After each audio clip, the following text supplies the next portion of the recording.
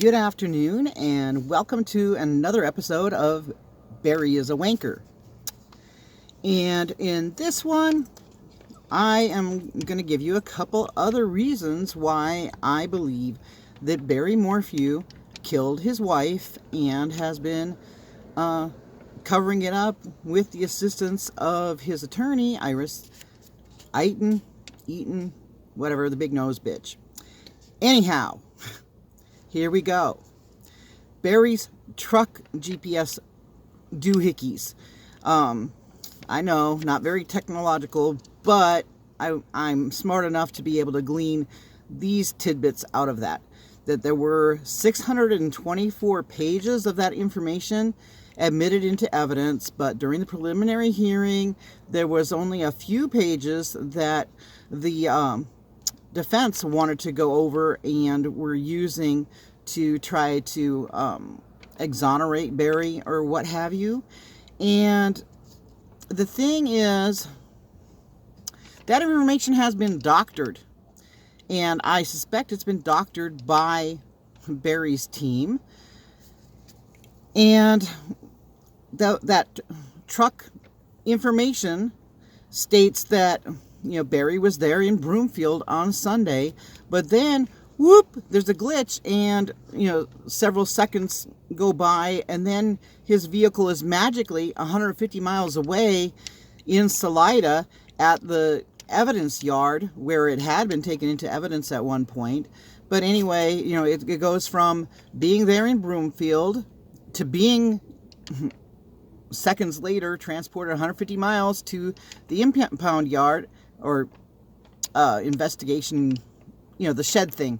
Anyway, and then an hour and a half later, he's in Broomfield at the hotel and stuff. So it's like, how does his truck magically warp back and forth this 150-mile trip? And this was never brought up. I mean, Iris has nitpicked a bazillion things in her lawsuit and in her sanctions against Linda Stanley. And don't you think that Iris would have noticed this? And if she had noticed this and she's not the one who did this, why did she not put it in her complaint against Linda Stanley? And why is it not in the lawsuit as, being something improper against Barry? It's because she did it. That's why. And I'm not the one who made this all public either. Actually, two very brilliant men, Kurt and Martin, actually got this all spelled out and wrote to Iris, because at the time it appeared that this was the work of Linda Stanley, and they informed Iris, and Iris never ran with it. So that goes to show that it was not Linda in this case that was fiddling with this particular piece of evidence. This was the defense fiddling with it. And like I have said before in previous videos, this case is one where there's wrongdoing on both sides. Both the prosecution and the defense are screwed up and have been making a mockery of justice in this case. Anyway, other things were that on May 9th at 2:47 p.m., there was no response from Suzanne to Jeff Libler, and basically that's the last that they say that there was any responses on the phone from Suzanne to Libler. But I'm suspecting that Suzanne isn't the one who was responding to Libler or messaging Libler earlier on the 9th either. It is stated in the arrest affidavit that prior to seeing these messages between Suzanne and Libler on the 9th, that they were certain that Suzanne had ceased to be alive on the 8th, and that these messages to Libler were the one thing that was showing that Suzanne was still alive at that time. But I suspect that she was not alive at that time. I suspect that someone else was using her phone, messaging Libler and messaging Suzanne's girls, which brings me to that little trip to Moonlight Pizza. May 8th, 2020, and supposedly Suzanne messaged Libler that it was a fine, quiet evening that she had had with Barry.